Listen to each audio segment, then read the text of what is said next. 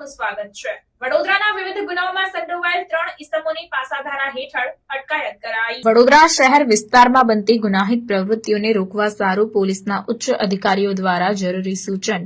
અને માર્ગદર્શન આપવામાં આવેલ હોય, જે અંતર્ગત વડોદરા શહેર વિસ્તારમાં વાહન ચોરી, ઘરફોડ, ચોરી, પ્રોહિબિશન તથા ખંડણી અને આર્મ્સ એક્ટના વિવિધ ગુનાઓમાં સંડોવાયેલ 3 ઇસમોની પાસાધારા હેઠળ અટકાયત કરવામાં આવી છે। આપને જણાવી દઉં કે પાસા હેઠળની પ્રથમ કામગીરી દરમિયાન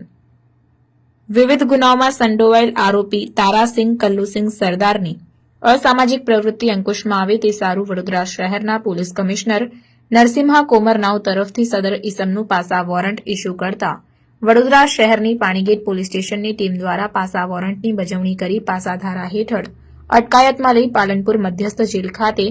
પાસા હેઠળ અટકાયતમાં રાખવા સારું મોકલી દેવામાં આવ્યું છે।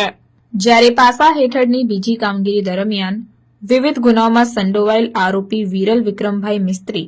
જેની અસામાજિક પ્રવૃત્તિ અંકુશમાં લાવવાના ઉદ્દેશથી વડોદરા શહેર પોલીસ કમિશનર નાઓ તરફથી સદર ઇસમનું પાસા વોરંટ ઇસ્યુ કરતા વડોદરા શહેરની નવાપુરા પોલીસ સ્ટેશનની ટીમ દ્વારા પાસા વોરંટની બજવણી કરી પાસાધારા હેઠળ અટકાયતમાં લઈ અમદાવાદ મધ્યસ્થ જેલ ખાતે આરોપીને ધકેલી દેવામાં આવ્યો છે।